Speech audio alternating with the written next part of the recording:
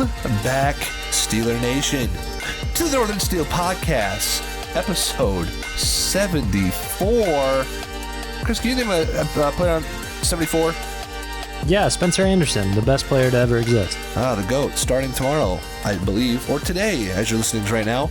We are Northern Steel Podcast. We're back, baby. We got through the offseason, we got through the boring stuff, and we're back to talk about a little bit of training camp, a little bit of preseason preview, and a little bit of Ayuk Watch. A little bit of Monica in my life. Ooh, Lou Bega. You know it. That's what this episode's all about. Come on out, Lou. Lou, get on out here for Mambo number 5. Oh, wow. You knew it. Good job. Is there are there Mambos 1 through 4? Personally, I love Mambo number 2. Don't look it up. Let's talk first about training camp, Chris. We're back. Let's do it. It's been a long time coming. We had the break when training camp came back. Let's talk about some of the big news. Obviously, Russell Wilson had a calf injury from pushing a tackle sled. Great stuff there. Love to see that from your 36-year-old quarterback. But do I really care? You know, not really. It's nothing against Russ, but it's been a chance for Justin Fields to get a lot of first-team reps. Right, Chris? Absolutely. And that injury that happened, was that from him doing it with James Harrison? No. He's pushing a tackle sled. Hilarious. I was kind of hoping it was when he was working out with James Harrison, because that would have been like, oh yeah, that makes sense. It's only like 1,000 pounds he's pushing. He also shouldn't be pushing a tackle sled. But no. he strained his calf. He's had limited work, but it's been Justin Fields QB1 for the past, 12 practices in a row. And he'll be QB1 starting tonight, because you're listening to this on a Friday. Tonight, for you, listeners at home. Assuming you're listening immediately. I'm getting this out today. It's coming out tomorrow, which is Friday for you, which is today for the listeners. See how confusing and fun that is? Justin Fields will be playing quarterback 1. He'll be playing a couple series, mixing some of the guys. But with the training camp, he's been looking pretty good, Chris. And also, when I say looking good, I want to say, like, I think the most encouraging thing is he's been progressing. He's been getting better and better. He's maybe had some shaky things here and there, inconsistencies, this or that, but he's always had a good deep ball. He's always looked good here, but he's throwing balls over the middle. He's getting more decisive. He's getting better connections with George Pickens, and things are looking up for Justin Fields. And look, it's not only George Pickens that I feel like he's building connections with. I mean, we've seen him throw some beautiful balls to Van Jefferson, who's making a name for himself. Calvin Austin is finally getting out there and showing us all what he can do. And quite frankly, what Dom and I knew and felt like he was capable of coming to play for the Steelers. So it's all been super exciting. Obviously, before training camp started, there's a lot of, Justin Fields isn't coachable. Justin Fields isn't, you know what? Well, he's kind of putting all those talks to rest with what he's doing, how he's performing, the relationships he's building. Dom, I don't know. I'm pretty stoked for this game tonight. The thing is Justin Fields wasn't coached in Chicago. Look, don't shoot the messenger. I'm just saying the facts, man. Chicago sucks. Whoa, hold on. Hold on. Whoa. He just wasn't coached. And I think a lot of people have talked about that. I think the Steelers are bringing things simple for him. They're putting it back. I feel like that's why you've had kind of a restart. And I think that's why the progression is kind of going as fast as it has been, which looks good. I also want to point this out here. I did tweet this. People stole this tweet and made articles about it. So if you saw this article, Northern Steel said it first. But not second. The tweet I had was, I know we don't like to talk about Kenny Pickett. I know we don't. He's not on our team. Northern Steel, why are you guys talking about Kenny Pickett? He's on the Eagles. I don't want to hear about that jabroni. I know. I get it. Jabroni. But, look, Kelsey can say it. I can say it. Listen. You guys kind of look the same. Yeah. And we're saying, yeah. Hey, yo, Taylor, get in here. Bring her on in. Bring on the Swifty. You made me lose my train of thought. That's why we're on a podcast. That's why we're so good at keeping our train of thoughts. Let's keep it chugging. Bring it on back to the station, and bang, here I am. The Justin Fields. Is that what I was talking about? No, Kenny Pickett. Good God, this is a mess. Kenny Pickett. What I was going to say, oh, hello. Kenny Pickett, he quit on the Steelers. They brought in Russell Wilson to be a quarterback competition. Remember, I talked to you about that, Chris, and you were like, yes, it's not a quarterback competition. It's Russell Wilson's job. And I said, no, it's a quarterback competition, and he will thrive, and this will be good for Kenny Pickett, and he can get better. But Kenny chose to quit. Kenny ran away from adversity. He ran away from competition. Now he gets to be a fanboy on the Eagles and hold a clipboard in the third quarterback spot, which apparently is where he's going to be. But if he stayed on the Steelers, guess who would be getting 12 first-team rep practices in a row? Justin Fields? Close. Plumlee? Kenny Pickett, Chris. You're right. He would be. And would he be excelling? Would he be doing well? That's, who's to say, right? I know a lot of people who are listening to this would say, no, he sucks. He would not be doing well. And you never know. He had the chemistry already. He had the camaraderie. Chris and I wanted him to see with a different OC, with a different offensive coordinator. And we don't get that chance. But who cares now? We have Justin Fields, we have Russell Wilson. He's not in the team. All I'm saying is that he would have had the first team reps if he would have stayed, and he could have got the job back. We've stated this. The man shouldn't have quit on the team. I went so against what I felt his character was. And yes, I still believe that we failed Kenny Pickett in a way by not getting rid of Matt Canada before we even hired him, to be quite frank. But the past is in the past. He would have had an opportunity, and it's gone now. And now it's Justin Fields balling out and everything, and I'm loving it. He's young, he's exciting, he's fast. And let's stay on the quarterback. I know there's a lot of things going on in training camp. Let's stay on quarterback real quick, because I also want to say that I don't super care who's the starting quarterback for this team, whether it be Justin Fields or Russell Wilson. But I would rather see Justin Fields play and be quarterback one, because I think if you're going to put stock into any player for the future of this team, obviously it's the younger one, And obviously I want to put it into instead of a 36-year-old Russell Wilson. So no hate to Russ, no hate at all to Russell Wilson. If he comes in and he starts and he balls down, he wins us a Super Bowl, which is insane to say. That'd be nuts. I would love it. He gets all my flowers and appreciation and my cries and my genitalia wanks at night. But I'm looking forward to Justin Fields, because he could be the future of this team. Look, and I've said this before too, but even if Russell Wilson gets the nod, I think it was a very smart move by the Pittsburgh Steelers to go after Justin Fields. He's a cheap option right now. He's unproven in a way, but also he's young and has so much potential to provide for our team.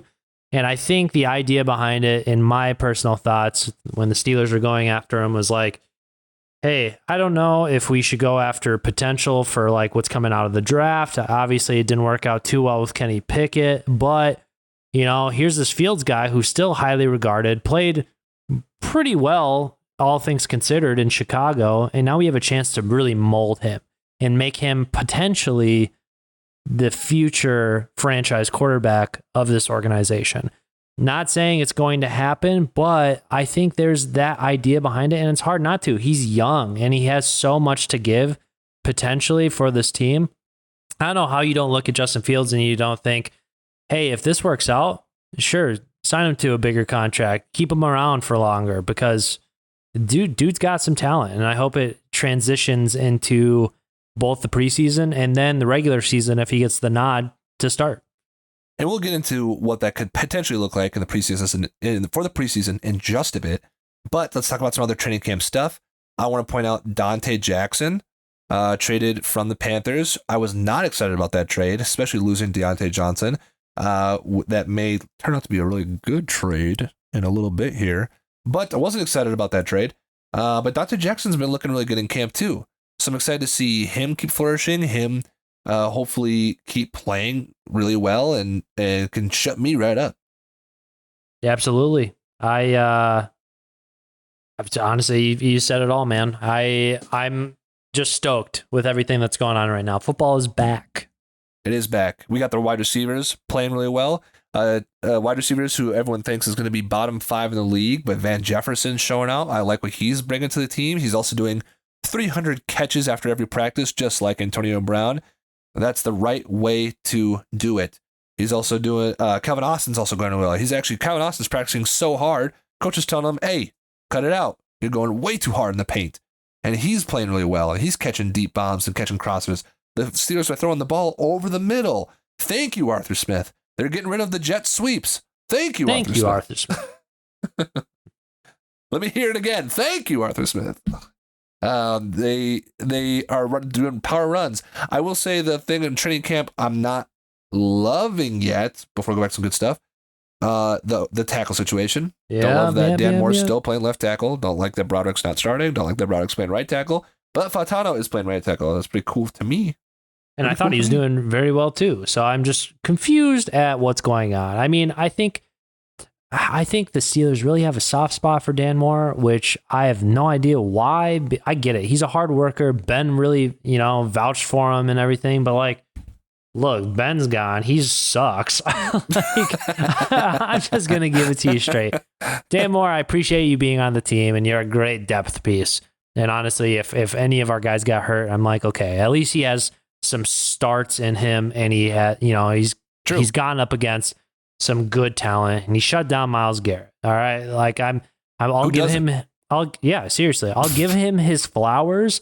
At the same time, Troy Fautanu is doing so well at right tackle, from what I understand. Broderick Jones, it's almost like they promised him and us the left tackle position. I don't know if we're just kind of going through the motions with your preseason, seeing what works, what doesn't. But I'm tired of this. We drafted both of them for a reason. Are we going to have one sit now and wait again for Broderick or for Dan Moore to have one more chance? The dude's had, 5 chances already? 6 chances already? I don't even know how damn long he's been on this team. I don't care. Sit him down. I don't care at all. I want to see the young guys. Yeah, especially we drafted in the first round for a reason, so get them on there. Another cool thing from training camp I've noticed is the use of fullback a lot. Look out for that in the preseason game. Jack Coletto, I'm looking at you. I'll talk about you again later. We got a Rosie Nix revival. Exactly. Some fullback usage is pretty cool. Heck yeah. I'm trying to think. Ryan Watts has had some good training camp stuff. We'll be watching out for him. The offense has been able to move the ball. They're doing. I think the main focus has been offense because we know what the defense has, right? Yeah. Patrick Queen is a new addition to defense. He's bringing a lot of ferocity, if that's a word. To I don't know, but I liked it. Yeah, it's very, very, very fancy, very cool. Ferocity. I don't know why I just said that again. Ferocity means I'm not looking it up. He's bringing a lot of intensity to the team, and they're hitting people. They're talking smack. There's a lot more camaraderie within the team, it looks like, than it has in years past. I know last year it looked like there was a lot of camaraderie, and then it broke down very fast. But I think they've talked a lot of the offense has talked very highly about Arthur Smith's his game plan and the way he teaches the game, where they're basically like Matt Canada didn't teach us jack shit. So it's really helping them move into a direction where as a fan, it's tough. It's like, do I get excited about this team again? And I mean, yeah, man, why not? Let's be happy. Let's be excited. Let's have fun. Be excited. I think training camp has been cool. And it's nice. Aside from Arthur Smith actually getting in there and working, getting hands-on with the fellas and really shaping and molding this team and offense to look pretty studly. Whoa, what? No, nothing. You're just saying a lot of choice words there. Shape and mold and hands-on and ferocity. Getting me hot and bothered. Keep going. But also let's talk about the addition of our new wide receiver coach. All right. Oh, that too. Yeah. Yeah. The dude's been extremely vocal and just putting the wide receivers through, different sorts of training and just drills and everything. And he's not afraid. Yeah, he's not afraid to really get on. Exactly. And I mean, Dom's making me double think about the words I'm saying now because apparently they're very suggestive, but listen, all we're trying to say is he's hard and he's getting on the guys. He's coming on to them and he's hard. He's hard with the way he's coming onto him. Splurging with his words. Yeah, all over him. He's taking him from behind, and he's really teaching him a lesson.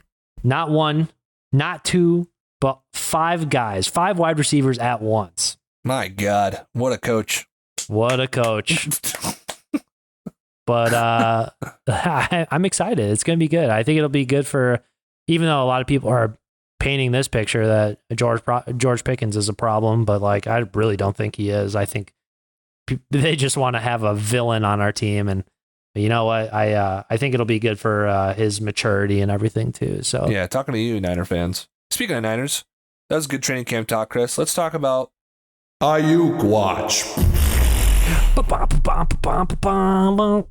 Ayuk Watch is going on right now. If you have been living under a rock, Brandon Ayuk has been trying to be traded from San Fran for about, 3 decades. And it's looking like potentially, we're at the very end. Hopefully. I'm just saying. Favorite player, Brandon Ayuk. My favorite Niner. In the midst of the election. I like it. A little impression for you.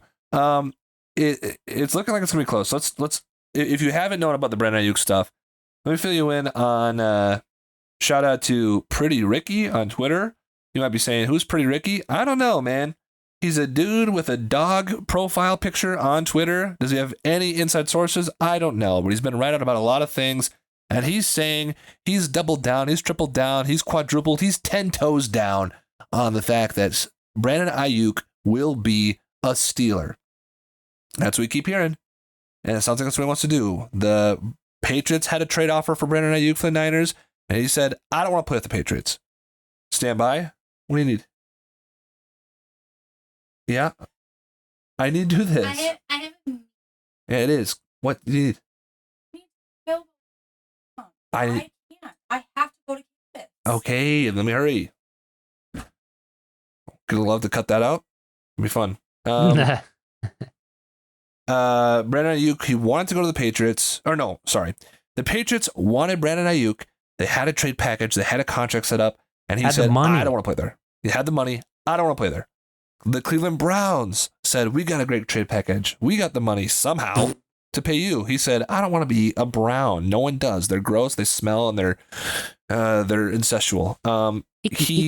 Then there's the option of staying with the 49ers. He said, I don't want to stay with you guys. I don't want the contract. Now it's the Steelers. I want to play with the Steelers. He says, I want to be with Mike Tomlin's team.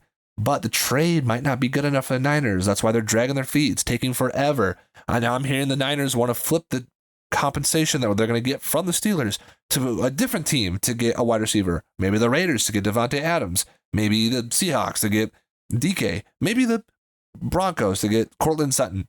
I don't know. But they're dragging their feet, and we might be getting Brandon Ayuk soon on this team. Maybe as you're listening to this podcast, we have already signed him.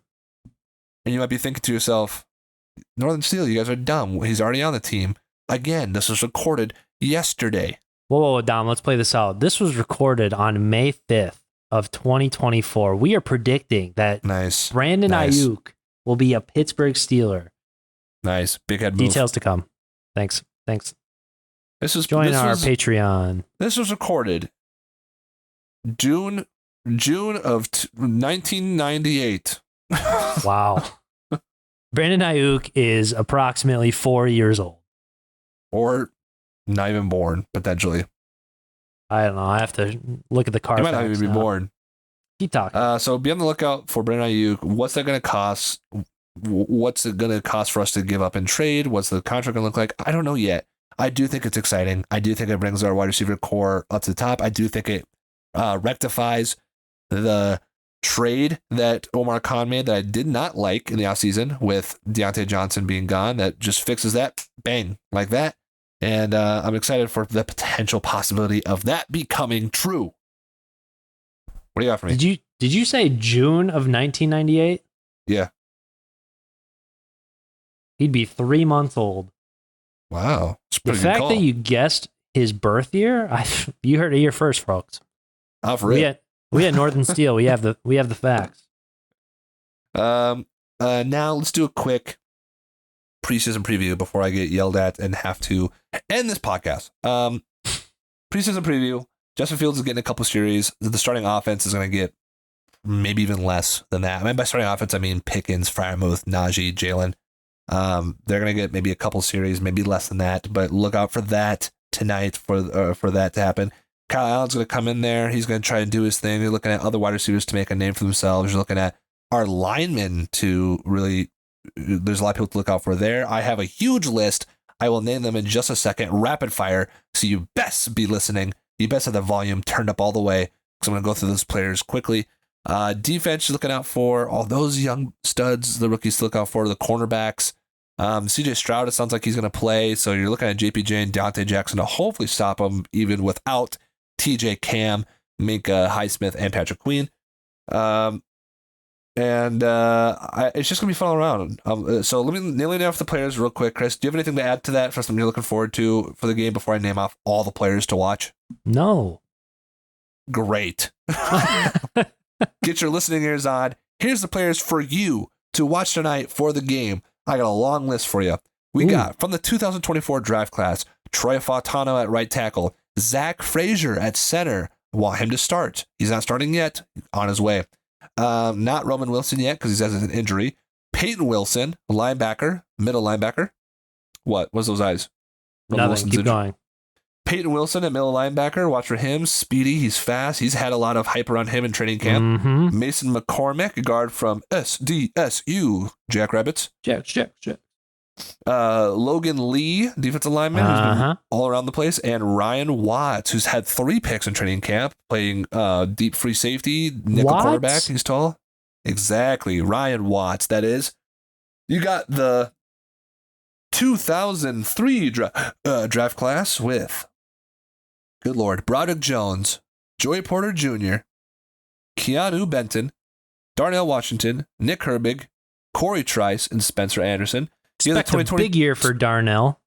I agree. Expect a big year for Darnell. A bigger year from Keanu Benton and Corey Trice to get in the mix after having an injury last year. That'll be exciting to watch him out. We got DeMarvin Leal from the 2022 draft class because he's actually been shown on training. He's been having also a good training camp. Yeah. He's been having a tough 2 years these past 2 years. I'm hoping he can find his way into rotation. Exactly. About time. You also got Calvin Austin, who Chris and I don't want to see traded, and I would like to see him do better and get some more reps. Yeah. And then for the 2021 draft class, I believe this is the only player from that class left on this team besides Najee Harris and Freiermuth, I guess. I guess I didn't count them. Wait, are they 2022 or 2020? No. They're 2021. Yeah. Isaiah Loudermilk. I threw him on there because... I threw him on there, besides Najee and Freiermuth. I threw him on there because... I like to see defensive line rotation, our depth, and when people get hurt, can these guys come in and step in? And he's been on the team for a while, someone who's supposed to have bigger roles and just kind of hasn't fluffed up either, kind of like Leal. You also have, like I mentioned, Jack Coletto at fullback that is someone to look out for. And you also have some, Anthony, some undrafted free agents. Say it. You have John Rhys Plumlee. Not who I'm talking. I know. Jacoby Wyndham. Not him. Linebacker. Dijon Edwards, running back from Georgia. Nope. Julius Welshoff, linebacker. Worse. And Beanie Bishop Jr. There he is. Everyone wear your beanies. Get those beanies on. He's starting slot right now, undrafted free agent, and on the depth chart for the defense. He's been having a good summer. Look out for that. That could look really good. I'm just saying. Other guys would be Anthony Shamklin, LaMichael Perrine, Jonathan Ward has been having a good camp. Some of those names out there. And now, the last but not least, our big giant free agency list, which does include Russell Wilson not playing, Justin Fields, Dante Jackson, Patrick Queen not playing, Deshaun Elliott, Van Jefferson, Quaz Watkins, Cordell Patterson. I don't think he's playing, but if he is, watch him for in the kick return game. Kyle Allen, Cameron Johnson, the punter, the punt god. Look for that to finally have some good punts this year. Dean Lowry, Scotty Miller, White Boy, look out. McCoyle Pruitt, Anthony Everett, Grayland Arnold battling Beanie Bishop for that slot spot, and Cam Sutton, suspended 8 games. R.I.P. Rest in peace. It's going to be a fun one. Usually I like to kind of mull over all the players you could watch in preseason that could be excited, but we're going to keep this one short for now. We're not going to bore you with anything non-Steelers for now. We can talk about them maybe next week. We can see how people like Caleb Williams and Daniels and Drake May played. We can talk about maybe briefly next week as we're wrapping things up. But it's exciting time. Football's back. We're ready to watch some players, analyze some players, be excited, have heartbreak, be excited again. Chris, what do you have to say about that? I'll tell you what I have to say. I'll tell you right now. What I was going to say is I know that in years past, Dom and I have had our extremely early predictions for the season, statistics, how we're going to end, things like that. However, due to time restraints, I think it would be fun to see how the preseason plays out so we can give our most accurate predictions yet and watch them come into fruition with all the MVP awards and such that we will be receiving this year. It's going to be a fun one. So stick around and listen for the coming weeks. It's going to be great. And you can compare them at the end of the season and be like, wow, they do know ball. They know everything. I'm definitely subscribing to Northern Steel and giving them $5 a month. What? $5 enough? That's enough to buy a beanie for Beanie Bishop Steeler memorabilia. $5 a month? That's so cheap for this amazing content. I agree, listener. So why don't you subscribe to our podcast as soon as you can on Spotify. And Christy, should we end it off right there? I know it was a kind of shorter episode, but I feel like we said everything we need to say. Absolutely. We're getting more efficient, and efficiency is key, just like the Steelers offense. That's what I'm talking about, Chris. Let's be excited. Here we go. You can follow Northern Steel on Twitter, TikTok, Instagram, Facebook, Groupon, GroupMe, Spotify, iTunes podcast, YouTube, and RadioShack.tv. Chris, do you have any final words? Go get Brandon Ayuk. Go Steelers. I agree to both those sentiments. See y'all next week. Deuces. Peace.